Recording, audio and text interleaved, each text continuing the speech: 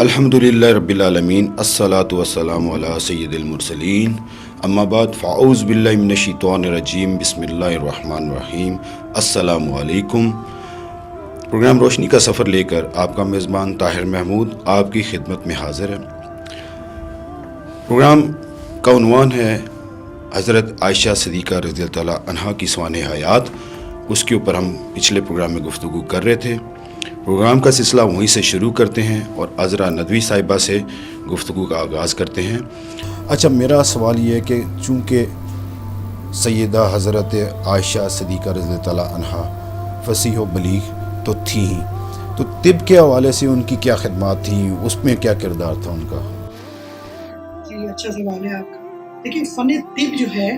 یعنی جیسے آج کل کے زمانے میں ہم حکمت بھی کہہ سکتے ہیں اور میڈیکل اور میڈیسن بھی۔ نبی کریم صلی اللہ علیہ وسلم جب بیمار ہوتے تھے تو مختلف قبیلوں کے حکیم اور ڈاکٹرز کہہ لیں، حکیم یا حکمت والے لوگ آتے تھے، وہ آ کر نبی کریم صلی اللہ علیہ وسلم کو دوائی یعنی دیتے تھے، یعنی حکمت کے نسخے دیتے تھے، کیونکہ آج کل کی طرح میڈیسن تو نہیں ریڈی میڈ ملتی تھی نا، وہ حکمت کے نسخے دیتے تھے جن کو جڑی بوٹیوں سے اکٹھا کر کے جمع کر کے رگڑ کے بنا کر نبی کریم صلی اللہ علیہ وسلم کو دیا جاتا تھا، یعنی ان کے انگریڈینٹس ان کو بتا دیتے تھے، وہ مل کر ان کی دوائی۔ اب یہ جو نسخے وہ آ کر بتاتے تھے، ان کو بنانا بھی تو ہوتا تھا نا، تو حضرت عائشہ جو ہیں وہ نسخے سارے سمجھ لیتی تھی، لکھ کر ان کو جمع کر کر اور ان کو پھر مکس کر کے بنا کر نبی کریم صلی اللہ علیہ وسلم کو دیتی تھی۔ وہ وقتاً فوقتاً جو بھی نسخے ہوتے تھے وہ ان کو بنا کر دیتے تھے اور وہ کھاتے تھے اور اس سے صحت یاب ہوتی۔ اب اس سے آپ دیکھیں، اس وقت کوئی میڈیکل کالجز تھے نہیں، کوئی نہ حکمت کا کوئی ایسا ادارہ تھا ہی نہیں کہ جہاں پر جا کر خواتین طب کی تعلیم لیں۔ تو حضرت عائشہ نے اپنا علم الطب جو ہے، یعنی یہ حکمت کا جو وصف ہے، وہ یہاں سے حاصل کیا، اور لیکن کتنی کوئک لرنر تھی، یعنی وہ نسخہ آیا، پڑھا، بنایا، کیا، اور پھر ان کو جیسے جیسے جو بیماریاں ہوتی تھیں وہ سارے نسخے انہوں نے اپنے ذہن نشین کر لیے، اور پھر وہ حکمت میں جب بھی کسی کو کوئی مسئلہ پیش آتا تو وہ جو ہے وہ حکمت کا اپنا جو فن ہے وہ بروئے کار لاتی تھی۔ اچھا، ہمارے جو نبی کریم صلی اللہ علیہ وسلم نے چونکہ حضرت عائشہ سے بہت محبت کرتے تھے، تو ایک دن انہوں نے رسول اللہ صلی اللہ علیہ وسلم نے اپنی بیٹی فاطمہ سے کہا کہ فاطمہ، میں جس سے محبت کرتا ہوں تم کیا اس سے محبت نہیں کرو گی؟ انہوں نے کہا، یا رسول اللہ، جی کیوں نہیں، میں ان سے محبت کروں گی، اور اس لیے نبی جس سے محبت کرے آپ بھی اس سے محبت کریں، نبی جو چیز دے دے وہ لے لیں، اور جس چیز سے منع کرے اس سے منع ہو جائے۔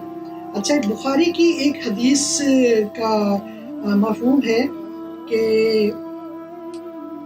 ان حضرت عائشہ کا وظیفہ مقرر تھا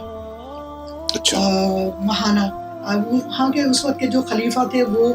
ان کو ماہانہ وظیفہ دیتے تھے، جو یہ لینے کے بعد فوراً تقسیم کر دیتی تھی، شام تک ختم کر دیتی، چاہے وہ کھجوریں ہوں، چاہے وہ اناج ہو، چاہے وہ درہم ہوں، چاہے وہ ہیرے ہوں، یا وہ کسی بھی صورت میں کوئی بھی چیز ہو، وہ شام تک سے تقسیم کر دیتی تھی، اور اپنے کے لیے کوئی بھی درہم اور دینار نہیں رکھتی تھی۔ اچھا، ایک بہت پیارا سا واقعہ ہے، میں ان کی فہم و فراست کے حوالے سے آپ کو اور سامعین و ناظرین کو بتانا چاہتی ہوں۔ یہ جو غلاف کعبہ، جی، اچھا، آپ اکثر مسلمان حج پر جاتے ہیں، عمرے پہ جاتے ہیں، تو آپ نے دیکھا ہوگا کہ غلاف کعبہ کے چھوٹے چھوٹے ٹکڑے جو ہیں وہ مختلف، کچھ لوگ ہدیہ کرتے ہیں، کچھ لوگ خریدتے ہیں، کچھ لوگ میوزیم سے لیتے ہیں، مطلب وہ ایز اے ہدیہ لیتے ہیں، اور بعض لوگ انہوں نے ایک ادارہ بنایا ہوا جو ان کو فروخت بھی کرتے ہیں۔ اچھا، یہ سلسلہ دیکھیں کب اور کیسے شروع ہوا، کیونکہ زمانے حجاز میں پورے جب حج اور یہ دور جاہلیت میں بھی، یا اس کے بعد کی بات؟ نہیں، اس کے بعد کی بات ہے کیونکہ دور جاہلیت میں تو دیکھیں دور جاہلیت میں بھی حج ہوتا تھا، بالکل بالکل، لیکن وہ اور طریقہ تھا، برہنہ حج کرتے تھے، اور ان کا تو وہ نام کا ہی حج تھا لیکن وہ طریقہ ذرا مختلف تھا. لیکن یہ جو حج مسلمان کرتے ہیں اور یہ سب جو کرتے ہیں، اس میں آپ کو پتہ ہے ہر سال غلاف کعبہ چینج ہوتا ہے جی، غسل دیا جاتا ہے پراپرلی، ہر سال، یعنی کہ حج کے پہلے نا، پہلے بالکل حج سے پہلے اس کو غسل دیا جاتا ہے اور اس کو چینج کیا جاتا ہے، اور پھر اس کے بعد وہ غلاف کعبہ اس کا کیا کرتے ہیں، وہ تقسیم ہوتا ہے یا فروخت ہوتا ہے. تقسیم تو اب ہوتا ہے نا، جی، اس وقت اتنا شعور نہیں تھا لوگوں کو، تو وہ وہاں کے جو لوگ تھے اس کو زمین میں دفن کر دیتے تھے. اچھا، ہاں، وہ اس لیے دفن کرتے تھے کہ اس کی بے حرمتی نہ ہو، یہ غلاف لے کر لوگ جو ہے کپڑے نہ پہن لیں یا اس کی کوئی اور استعمال کی چیزیں نہ بنا لیں. لیکن دیکھیں کسی کی عقل میں یہ بات نہیں آئی. حضرت عائشہ کتنی جہاں دیتا فقیہ مجتہدہ اور دور اندیش خاتون تھی. انہوں نے کہا، یہ تجویز پیش کی کیونکہ ان کی بات مانی جاتی تھی نا، فقیہ تھی مسلم، تو ان کی بات مانی جاتی تھی. انہوں نے کہا کہ آپ یہ جو غلاف کعبہ ہے اس کو اتاریں اور اس کو فروخت کریں، اور اس سے جو پیسہ آئے اس کو غریبوں کو، یتیموں کو، مسکینوں کو ان کے اوپر خرچ کریں، اور ایسے طلباء جو تعلیم حاصل نہیں کر سکتے ان کے اوپر ہی خرچ کریں. تو دیکھیں کیسا آئیڈیا ان کے ذہن میں آیا اور لوگوں کے ذہن میں نہیں آیا. حالانکہ وہ اس وقت بھی اتنی زیادہ بڑی انہوں نے یہ تجویز پیش کی، اور پھر لوگوں نے ان کی بات کو سراہا، مانا، اور پھر وہ غلاف کعبہ پہ فروخت کیا. اس سے جو رقوم آئیں وہ پھر ان کاموں میں صرف ہوئی. تو دیکھیں یہ کتنی دور اندیشی. یہ حضور کے زمانے کے وقت کے یا ان کے بعد کے وقت جو ہے نا یہ انہوں نے سوچا. یہ مصدقہ اتنی حدیث سے ثابت نہیں ہے، لیکن چند حدیثوں میں ایسا ہے کہ یہ واقعہ جو ہے نبی کریم صلی اللہ علیہ وسلم کے وفات کے بعد آیا. لیکن اگر نبی کریم صلی اللہ علیہ وسلم زندہ ہوتے تو یہ فیصلے اور یہ باتیں اور یہ سارے تو وہ خود کرتے ہیں نا، اور یہ بڑی لاجیکل بات ہے کہ چونکہ وہ نہیں تھے تو اس لیے حضرت عائشہ نے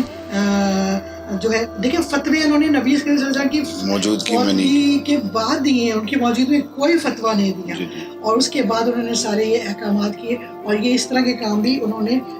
کیے، اور یہ رقم جو آتی تھی اس سے بیچ کر پھر انہوں نے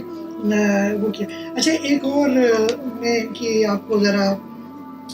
امت کی مسلم خواتین کے لیے آسانی کا ایک آپ کو روایت سناؤں. یہ مسلم اور نسائی کی ہے روایت، جس کا مفہوم یہ ہے کہ حضرت عائشہ فرماتی ہیں کہ ان کے پاس کوئی خاتون آئی اور انہوں نے سوال کیا اور کہا کہ ہم جب غسل کرتے ہیں تو ہم چوٹیاں بناتے ہیں نا، جیسے چوٹیاں بناتے ہیں تو ہمیں کہا جاتا ہے کہ پوری چوٹیاں ایک ایک بال کھول کر آپ غسل کریں اور بالوں تک پانی جائے تو پھر آپ کا غسل پورا ہو جائے گا. لیکن حضرت عائشہ فرماتی ہیں کہ جب میں غسل کرتی تھی تو میری چوٹیاں بنی ہوتی تھی، تو میں غسل کر آتی تھی اور نبی کریم صلی اللہ علیہ وسلم دیکھتے تھے تو انہوں نے تو منع نہیں فرمایا. تو اس کا مطلب ہے کہ اگر چوٹیاں باندھ کر مکمل طریقے سے پانی پورا ڈالا جائے، جسم پر بہایا جائے، تب بھی غسل ہو جاتا ہے. تو دیکھیں امت کی خواتین کے لیے کتنی آسانی بلا شبہ آسانی ہو گئی ان کے لیے. ناظرین، پروگرام یہاں ابھی جاری ہے، انشاءاللہ اگلے پروگرام میں دوبارہ حاضر ہوں گے. یہیں سے ہم اس سلسلے کو جاری رکھیں گے انشاءاللہ. تب تک آپ سے اجازت چاہتے ہیں. جانے سے پہلے آپ سے درخواست ہے کہ نیچے دیے گئے بیل آئیکن کو ضرور دبائیں تاکہ ہمارے اگلے پروگرام کا نوٹیفیکیشن حاصل کر سکیں. اللہ آپ کا حامی و ناصر.